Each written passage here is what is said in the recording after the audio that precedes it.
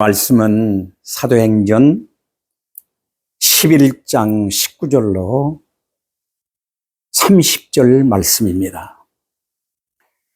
그때 스데반의 일로 일어난 환란으로 말미암아 흩어진 자들이 베니게와 구브로와 안디옥까지 이르러 유대인에게만 말씀을 전하는데 그 중에 구브로와 구레네 몇 사람이 안디옥에 이르러 헬라인에게도 말씀을 하여 주 예수를 전파하니 주의 손이 그들과 함께 하시며 수많은 사람들이 믿고 주께 돌아오더라.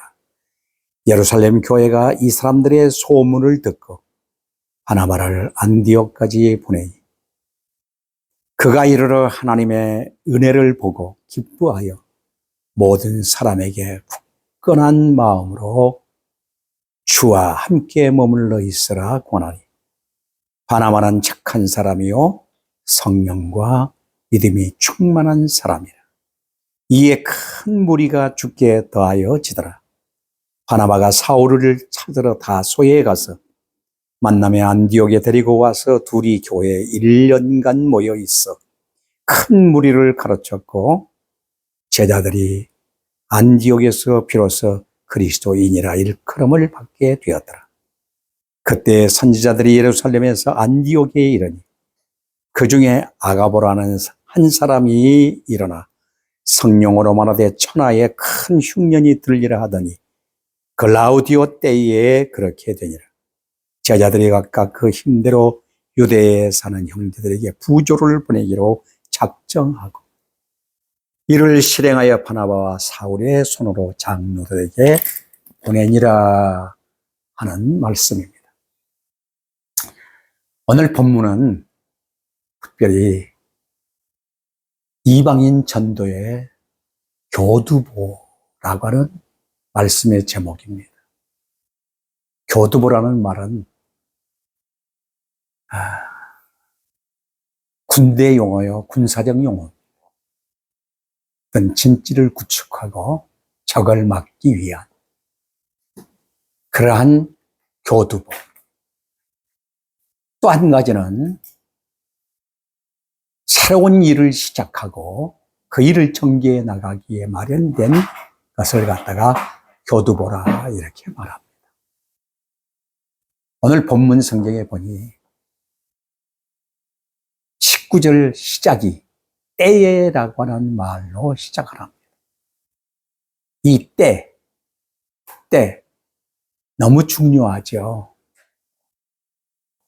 그러니까 이방인의 때, 즉 말하자면 안디옥 교회가 세워지는 기점을 지금 말씀하고 있기 때문에 스데반 일로 인하여서 얼마나 많은 사람들이 또 성도들이 흩어졌습니까? 흩어진 이 성도들이 이방인에게 복음을 전파하는 그때 기점을 이렇게 때라고 시작하면서 말씀하고 있습니다. 특별히 19절에 스데반의 일로 일어난 환란을 인하여 흩어진 자들이 베니게와 구브로와 안디옥까지 이르러 도를 유대인에게만 전하는데 몇 사람들이 구브로와 구레네 몇 사람이 안디옥에 이르러 헬라인에게 말씀을 전파했다 하는 말씀이 기록되어 있습니다. 비로소 안디옥, 이 안디옥 하면은 로마 지경입니다. 3대 지경으로 큰 도시가 있는데 그게 바로 하나 중 안디옥입니다. 안디옥은 약 인구가 50만이 살고 있으며 교통의 요충지라고 볼 수 있으며 세계 무역의 중심이라고 볼 수 있는 곳이 바로 어디냐? 안디옥입니다. 왜 많은 지역들이 있는데도 하필이면 안디옥을 택했을까? 안디옥은 어떻게 보면 로마의 부와 헬라의 철학과 동양의 끝까지 화려함으로 이와 같이 형성되어 있는 곳이 어디냐면 안디옥입니다. 그러다 보니까 안디옥은 우상의 발상지뿐만 아니라 우상이 아주 전개되어 있는 곳이 바로 이 안디옥입니다. 그리고 이것은 부로 말미암아 사치가 아주 엄청나게 발달된 곳일 뿐만 아니라 그러다 보니까 음란과 온갖 호색들로 가득한 곳이 바로 어디냐? 이 안디옥입니다.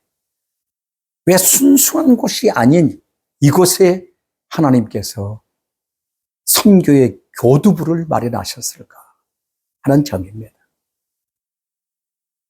죄 많은 곳에 은혜도 많다고. 하나님은 죄인을 회개시켜 하나님의 큰 역사를 이루어 가시는 것을 우리는 보게 되어집니다. 이렇게 이 안디옥에 몇 사람이 들어와서 헬라인에게 복음을 전하는데 그곳에 막 놀라운 일이 일어나는 거예요. 주를 믿는 사람들이, 주 예수 그리스도를 영접하는 사람들이 무수하게 일어난 겁니다. 이 소식이 예루살렘 교회에 전해지죠. 예루살렘 교회는 그러면 이 복음 전파하는 사람들을 어떻게 관리할 것이냐 하는 고민에 빠지게 되었고, 또한 저들과 의논한 결과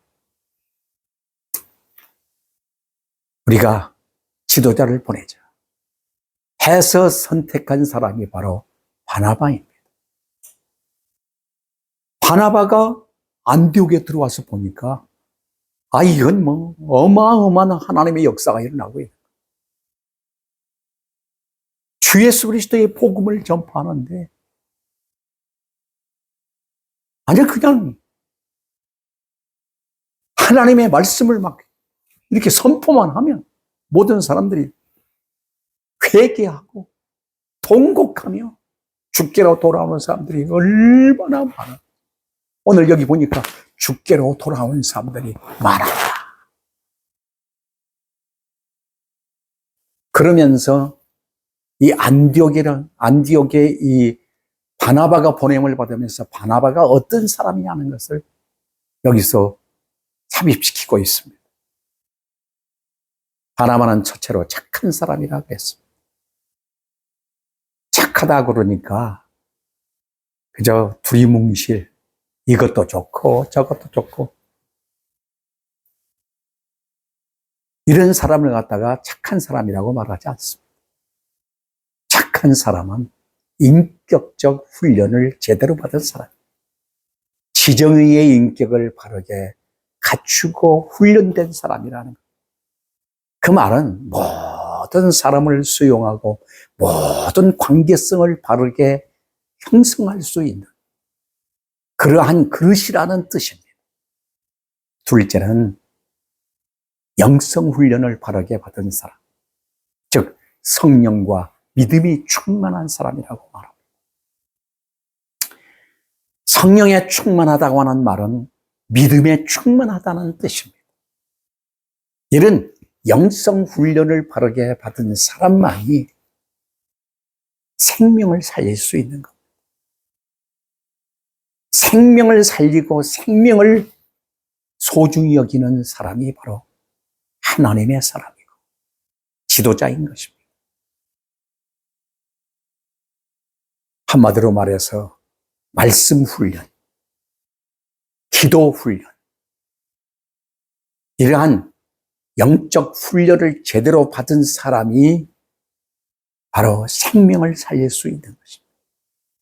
그래서 예루살렘 교회가 바나바를 파송합니다. 바나바가 와서 전파하는 메시지가 바로 무엇입니까? 주 예수 그리스도께 굳은 마음으로 붙어 있으라. 굳은 마음으로 주 예수께 붙어 있으라. 그렇습니다. 한 마음, 흔들리지 않는, 세속에 물들지 않는, 세속에서 구별된 그러한 한마음, 이 믿음으로 주께 붙어 있으라 보냈다. 이 메시지를 전파하자 안디옥의 이방인들이 모두가 통곡하며 회개하는 새 역사를 써내려가는 이 기점에 저들이 다 하나가 되었다라고 하는 것을 볼 때 엄청난 감격이죠. 그러면서 안디옥 교회가 이와 같이 세워지는 것은 놀라운 일이고, 놀라운 은혜고, 놀라운 축복이 아닐 수가 없는 것입니다. 사랑하는 여러분, 오늘 우리들도 참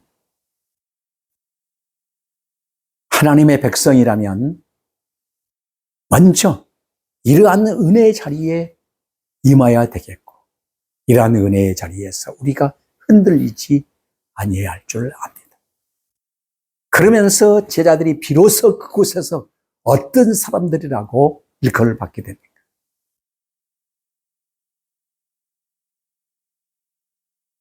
크리스찬이라고 하는 새 이름이 부여되게 되었습니다. 그리스도인이란 얼마나 중요합니까? 그리스도라는 말은 기름 부음을 받았다는 뜻이죠.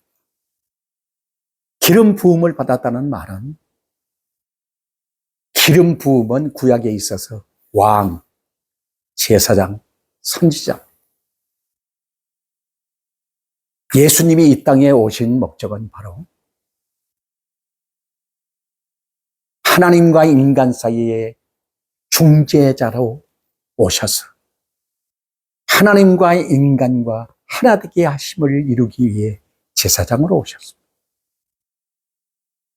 그리고 그의 백성을 통치하고 하나님의 백성으로 세우기에 예수님은 왕권을 가지고 오셨습니다.